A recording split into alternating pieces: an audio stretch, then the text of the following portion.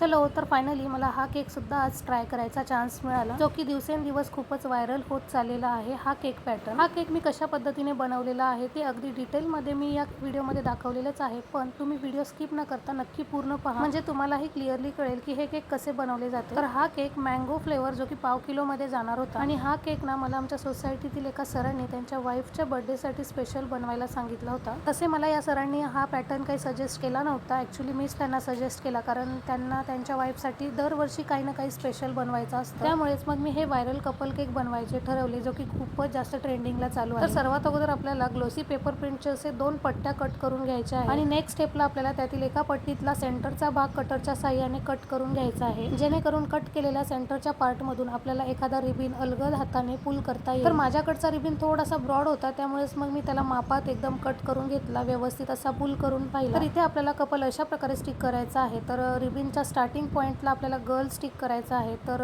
पट्टी जी आहे ना व्हाईट पट्टी, त्यावर बॉयला स्टिक करायचा आहे. केकच्या टॉप आणि साईड पार्टवरती मी रेड कलरच्या क्रीमने छोटे छोटे हार्ट्स काढून घेतले, आणि त्याच उरलेल्या रेड क्रीमने विदाऊट नोझल त्याच पायपिंग बॅगने मस्त अशी पर्ल्स बॉर्डर काढली. इथे कस्टमरने सांगितल्याप्रमाणे केकवरती हॅपी बर्थडे रिंकू एवढंच लिहायचं होतं, ते मी मस्त असं लिहून घेतलं. पण इथे माझी ना एक छोटीशी चूक झाली, ती कोणती सांगेन. तर ती चूक अशी झाली की मी जिथे हॅपी बर्थडे नाव लिहिलंय आणि त्यावरूनच अलगद असं मी रिबिन ओढत होते. तर अशा प्रकारे आपण रिबिन जेव्हा पुल करतो ना, तेव्हा कुठलंही नाव त्यांच्या डोक्याच्या जवळपास असायला नको, ही तुम्ही काळजी घ्या, कारण ही चूक मला कळाली नंतर. आणि जर का एखादा मेसेज लिहायचाच असेल तर तुम्ही खालच्या एरियामध्ये लिहू शकता, जर का वर लिहिलात तर अशा प्रकारे डॅमेज होऊ शकतो. जसे की मी इथे रिबिन पुल करताना पाहू शकता टी लेटर डॅमेज झाला होता. सो जेव्हा आपण एखादा नवीन केक ट्राय करतो तेव्हाच आपल्याला त्यातील छोट्या मोठ्या चुका कळतात. तर चला, हा होता केकचा फायनल लुक. कसा वाटला एक कॉमेंट करून नक्की सांगा. व्हिडिओ आवडला तर लाईक आणि आपल्या चॅनलला सबस्क्राईब जरूर करा. भेटूया नेक्स्ट व्हिडिओ, तोपर्यंत बाय बाय.